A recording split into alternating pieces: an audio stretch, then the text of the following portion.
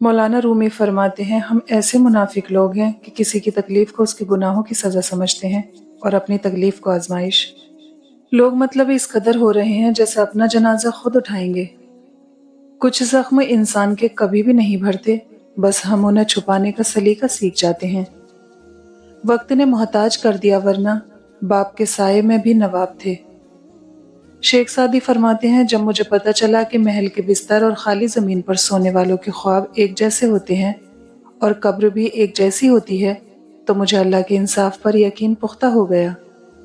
رابطے ہی بتا دیتے ہیں دل میں قدر کتنی ہے، ویسے تو سبھی کہتے ہیں ہم تیرے اپنے ہیں۔ زندہ انسانوں کا دل دکھا کر لوگ میت سے معافیا مانگتے ہیں۔ خیریت پوچھنے والے سب خیرخواہ نہیں ہوتے، کچھ لوگ فقط تمہاری کہانی کا مزہ لینا چاہتے ہیں۔ زندگی کا لطف اپنے طریقے سے لینا چاہیے، لوگوں کو خوش کرنے کے چکر میں تو شیر کو بھی سرکس میں ناچنا پڑتا ہے۔ نیک کوئی بھی نہیں یہاں، بس خدا نے عیب چھپا رکھے ہیں۔ جب دشمن راز سے واقف ہوں، سمجھ لینا رشتہ دار منافق ہیں۔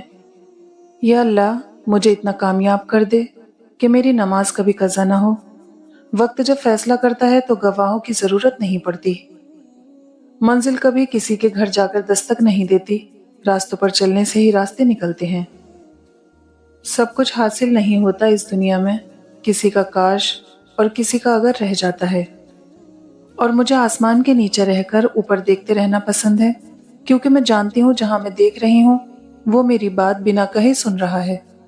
جب امیدیں ٹوٹتی ہیں تو بڑی تکلیف ہوتی ہے، لیکن یہ بھی سچ ہے کہ ہر ٹوٹی ہوئی امید ہمارے رب سے جوڑتی ہے۔ اللہ کے لیے جینا انسانوں کے لیے مرنے سے بہتر ہے۔